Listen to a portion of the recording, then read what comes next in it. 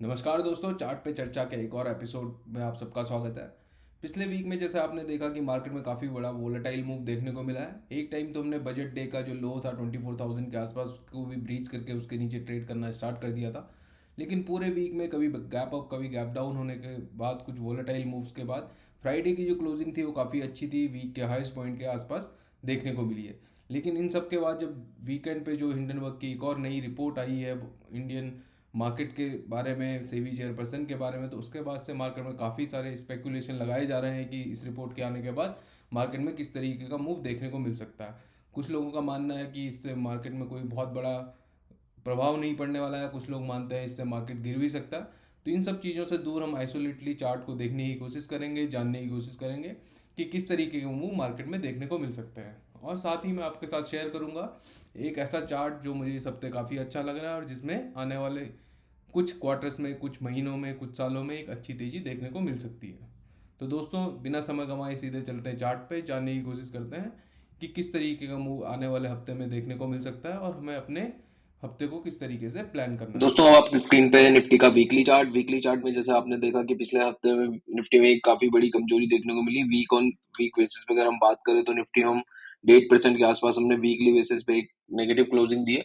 लेकिन अच्छी बात पिछले वीक की क्या रही कि मंडे के सेशन में जहां पे हमारी ओपनिंग हुई थी उसके बाद हमने ड्यूरिंग द वीक एक अच्छा खासा लो 24,000 के नीचे, इनफैक्ट 28,000 23,800 के 850 के आसपास का लो बनाया और उसके बाद से मार्केट ने खुद को संभालने की कोशिश कोशिश की और फिर जो हमारी क्लोजिंग रही 24,350 के ऊपर रही है। तब अगले हफ्ते में अब जैसे कि आपको पता ही है कि वीकेंड पे जो जो डेवलपमेंट हुए हैं, जिस तरीके के न्यूज फ्लो है, काफी वोलेटाइल वीक अगेन हमें देखने को मिल सकता है। लेकिन हम इन सब र्यूमर से, इन सब न्यूज से थोड़ा सा हट के टेक्निकल बेसिस पे जानने की कोशिश करते हैं कि मार्केट किस तरीके से आने वाले हफ्ते में काम कर सकता है। यहाँ पे अगर मैं जो टेक्निकली बात करूँ तो यहाँ पे एक रेजिस्टेंस मुझे दिखता है 24,000 24,675, यानी इसको आप राउंड ऑफ कर लीजिए 24,700 के आसपास एक रेजिस्टेंस है। मार्केट हो सकता है कि ड्यूरिंग द वीक इस गैप को फिल करने आए। अब जो हम ऊपर यहाँ से निकलेंगे तो हमें जो एक रेजिस्टेंस फेस होगा वो इस लेवल के आसपास होगा। 24,650 से लेकर 700 के बीच में रेजिस्टेंस फेस होता है। अगर हम इस रेजिस्टेंस लाइन के ऊपर 24,700 के ऊपर किसी तरह का प्राइस एक्शन बना के ऊपर निकलते हैं तो फिर हमें यहाँ पे एक नया हाई जो 25,000 के ऊपर और फिर आने वाले दिनों में 25,500 तक के भी लेवल देखने को मिल सकते हैं। ये बात हो गई कि अगर हम अगले हफ्ते पॉजिटिव ओपनिंग होती है और हम पॉजिटिव मूव हमें देखने को मिलता है। अगर हम अगले हफ्ते या फिर कल मंडे के सेशन में अगर हम यहाँ से नीचे कोई गैप डाउन दिखाते हैं और फिर इस लो को वापस से तोड़ते हैं, 24,000 के नीचे हम ट्रेड करना स्टार्ट करते हैं, तो फिर एक बड़ी गिरावट भी देखने को मिल सकती है जो हमें 23,350 300 के लेवल तक लेके जा सकती है। तो अब मैं बात करता हूँ ये दो टेक्निकल आपको सपोर्ट और रेजिस्टेंस मैंने बताया, इसको मैं एक बार थोड़े छोटे टाइम फ्रेम यानी डेली टाइम फ्रेम में एक बार कन्वर्ट करके आपको दिखाता हूँ, फिर आपको बेटर समझ आएगा। कि डेली चार्ट पे आप देख रहे हैं कि पिछले वीक में जो हम एक रेंज के अंदर हमने काम किया, मंडे के सेशन में जो एक बड़ी गिरावट देखने को मिली, उसके बाद उस गिरावट को फॉलो थ्रू नहीं मिला।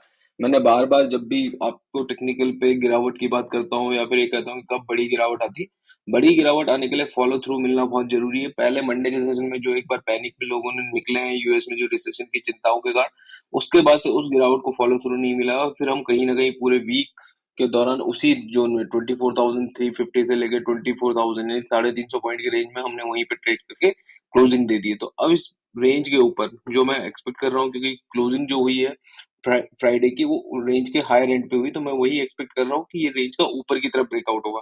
नीचे की तरफ मैं क्यों नहीं एक्सपेक्ट कर रहा हूँ, क्योंकि अगर नीचे की तरफ ब्रेकआउट होता भी है ड्यूरिंग द वीक तो हम यहाँ से 300-400 पॉइंट अगेन कमजोर होके इसका ब्रेकडाउन दे रहे होंगे। तो लेकिन अगर हमें इस रेंज के ऊपर यानी 24,400 के ऊपर मंडे के सेशन में यहाँ पे थोड़ा रुक के निकलते हैं तो फिर जो ये पहला रेजिस्टेंस है इस गैप को फिल करने मार्केट जरूर आएगा। दूसरा रेजिस्टेंस उसके बाद जो ये कैंडल इससे पहले की बनी है पिछले फ्राइडे की, उसके हाई के ऊपर एक बार हम रेजिस्टेंस फील कर सकते हैं, फेस कर सकते हैं, और उसके बाद जो फाइनल रेजिस्टेंस होगा 24,000 25,000 के आसपास देखने को मिलेगा। तो दोस्तों, बात हो गई निफ्टी की, अब बात करते हैं बैंक निफ्टी की।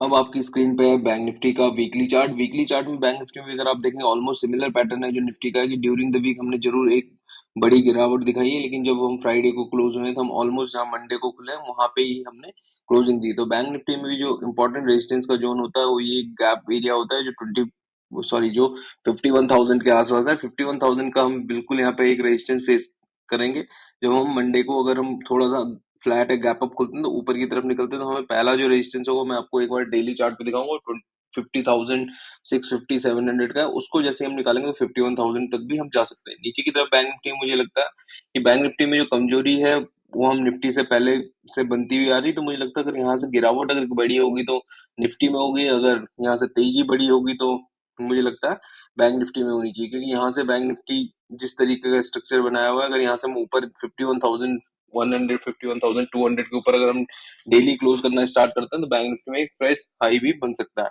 लेकिन अगर हम मंडे के सेशन में गैप डाउन खुलते हैं, एक बार इसको मैं डेली पे कन्वर्ट करके आपको दिखाता हूँ। अगर हम मंडे के सेशन में गैप डाउन भी इस रेंज के नीचे, यानी 49,900 50,000, आप राउंड नंबर समझ लीजिए, 50,000 के नीचे अगर हम खुलते हैं और फिर किसी 5 मिनट या 15 मिनट पे इस तरीके का कोई प्राइस एक्शन बनता है, तो जरूर ये तेजी बड़ी, ये गिरावट बड़ी हो सकती है, जो हमें नीचे फिर वापस से 49,200 से लेके 48,800 तक लेके आ सकती है। लेकिन अगेन मैं यही कहना चाहूंगा कि अगर हम यहाँ से गिरते हैं और फिर इस रेंज का ब्रेक डाउन देते हैं, तब हम एक डिस्टेंस से इस ब्रेक डाउन को अप्रोच कर रहे होंगे, तो फिर हो सकता है यहाँ पे फॉलो थ्रू ना मिले और फिर से हम इस रेंज में वापस आ जाए। तो हमें जो देखना है, हमें ये देखना है कि मंडे के सेशन में अगर हम एक बार ऊपर की तरफ निकलते हैं, और जैसे निफ्टी में था सेम रेंज बैंक निफ्टी में बनी कि मंडे के सेशन का जो हाई लो है उसके अंदर ही हमने मोस्ट ऑफ द टाइम काम किया है ड्यूरिंग द वीक, और इसके अंदर ही हम पूरे वीक में क्लोज होते हुए दिखे। तो अब इस रेंज के अंदर जो मैं आपको थोड़ा देर पहले बोल रहा था, अगर यहाँ से हम गिरते गिरते यहाँ लोअर एंड को तोड़ते हैं तो फिर हम काफी दूर से एक सेलिंग हो रही होगी, जो यहाँ पे हो सकता है यहाँ पे एडजस्ट हो जाए और वापस से अंदर इस रेंज के अंदर आ जाए। लेकिन अगर हम मंडे को स्लाइटली गैप अप खुलते हैं और यहाँ पे थोड़ा सा टाइम स्पेंड करते हैं, तो फिर हो सकता है यहाँ से जो ब्रेकआउट हो ये पहले इस लेवल को 51,080, यानी अगर आप पकड़ लीजिए 51,000 का एक आप राउंड नंबर पकड़ लीजिए, उसको अगर हम एक बार निकालते हैं तो फिर हम ऊपर की तरफ जो ये रेंज है 51,600 से लेके 52,400, इस रेंज को अप्रोच करने का कोशिश करेंगे। यहाँ पे भी अगर देखेंगे बैंक बैंक निफ्टी में जो पहला रेजिस्टेंस है वो यही 50,700 के आसपास का। 50,700 के ऊपर जैसे हम एक बार 5-10 मिनट यहाँ पे ऊपर काम करना स्टार्ट करेंगे तो हमें 51,000 तक के भी लेवल देखने को मिल सकते हैं। तो दोस्तों ये बात हो गई निफ्टी और बैंक निफ्टी की। अब हम चलते हैं अपने उस सेगमेंट में जहाँ पे मैं आपके साथ डिस्कस करता हूँ एक स्टॉक जो मुझे टेक्निकल चार्ट पे काफी अच्छा लग रहा है और आने वाले समय में एक अच्छी अट्रैक्टिव अपॉर्चुनिटी दे रहा हो। जैसा की तरह मेरा एक डिस्क्लेमर है कि जो भी स्टॉक मैं यहाँ पे डिस्कस करता हूँ आपके साथ उसके पैटर्न को डिस्कस करता हूँ, उसमें मेरी बाय और सेल की कोई भी सलाह नहीं है। आप कोई भी अपनी पोजीशन बनाने से पहले अपने फाइनेंशियल एडवाइजर की सलाह जरूर ले। जो भी स्टॉक मैं आपके साथ डिस्कस कर रहा हूँ एक ये समझाने के लिए किस तरीके से चार्ट की मदद से इन्वेस्टिंग की जाती है। दोस्तों अब आपकी स्क्रीन पे है वो दमदार चार्ट जो इस हफ्ते मुझे काफी पसंद आया है। स्टॉक में अगर आप देख पा रहे होंगे एक अच्छा ब्रेकआउट स्टॉक ने वीकली चार्ट पे देते हुए दिखा है। स्टॉक का नाम है लुपिन, एक फार्मास्यूटिकल कंपनी है। जैसे मैंने आपको पिछले 2-3 एपिसोड पहले बताया था कि फार्मा स्टॉक में मुझे ऑल अराउंड तेजी देखने को मिल रही है। उनमें से जो सबसे दमदार चार्ट मुझे इन लेवल्स पे दिखता है वो लुपिन का है। लुपिन में अगर आप देख रहे होंगे इस जगह पे अगर आप देखें 2015 2016 के दो हाईज है जो 2025 2050 के आसपास के थे। उसके बाद स्टॉक लगातार एक करेक्शन के फेज में था। अगर आप देखें कि काफी लंबे समय का करेक्शन स्टॉक ने पूरा इसमें होता हुआ दिख रहा है। स्टॉक ने एक पुल बैक जरूर 2020 के जो कोविड का फॉल था उसके बाद दिखाने को मिला, लेकिन फिर से वो पुल बैक सस्टेन नहीं किया और हमने वापस जो प्रीवियस लो है उनको टेस्ट करने की कोशिश की। अच्छी बात इस बार ये रही कि स्टॉक ने प्रीवियस जो लो थे कोविड लो उनको बिना ब्रीच करे हुए वापस से एक तेजी दिखानी स्टार्ट की। और उसके बाद अगर आप देखेंगे स्टॉक में क्या जबरदस्त तेजी देखने को मिली है। स्टॉक ऑलमोस्ट 90 डिग्री के एंगल पे स्टॉक ने एक बड़ी तेजी दिखाई है। पिछले 1-1.5 साल से स्टॉक बिल्कुल तेजी दिखा रहा है, और अब जब इस तरीके की तेजी स्टॉक ऑलरेडी दिखा चुका होता है तो इन लेवल्स पे अब रिटेलर्स स्टॉक से दूर रहते हैं, क्योंकि ये लगता है स्टॉक काफी बढ़ चुका है। लेकिन अगर हम प्योरली टेक्निकल पे भी मैं इसकी बात करूं तो स्टॉक में मुझे लगता है कि अब स्टॉक ने काफी मल्टी ईयर एक ब्रेकआउट दिया है। इस ब्रेकआउट के ये ब्रेकआउट कोई साधारण ब्रेकआउट नहीं है कि स्टॉक में कोई 2-4 दिन 5 दिन का या हफ्ते 10 दिन का ब्रेकआउट हो रहा हो सस्टेन ना करे। हाँ ये जरूर है कि जिस तरीके से स्टॉक ने ब्रेकआउट दिया है ये स्टॉक एक बार थोड़ा सा और ऊपर जाके पुल बैक दे सकता है जो 2000 लेवल के आसपास हो सकता है। इस तरह के ब्रेकआउट पे अगर इन्वेस्ट करने के लिए जो बेहतर अप्रोच ये होती है कि एक बार आप यहाँ पे एक बार पोजीशन बनाएं, कुछ पोजीशन इन लेवल्स पे बना के फिर अगर स्टॉक कभी थोड़ा सा और इसको एक्सटेंड करता है और फिर कभी किसी मार्केट के फॉल में मार्केट के क्रैश में वापस से अपने ब्रेकआउट लेवल को टेस्ट करने आता है तो यहाँ पे और पोजीशन को ऐड किया जाता है।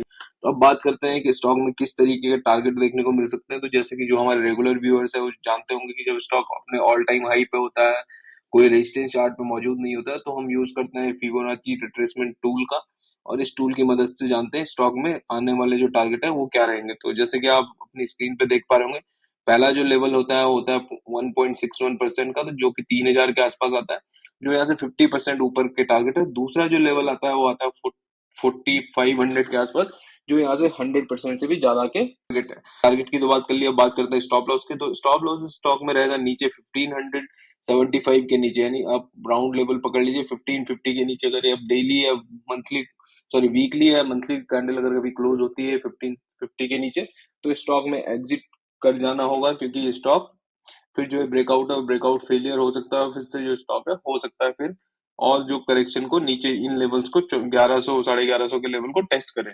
तो दोस्तों आपने देखा कैसे लूपिन के चार्ट में एक काफी बड़ा ब्रेकआउट देखने को मिल रहा है। इस तरीके के और भी चार्ट अगर आपको देखने को मिले तो आप हमें कमेंट के माध्यम से बता सकते हैं। तो आज के इस एपिसोड में इतना ही। अब आपसे मुलाकात होगी अगले एपिसोड में, तब तक के लिए धन्यवाद। जय हिंद।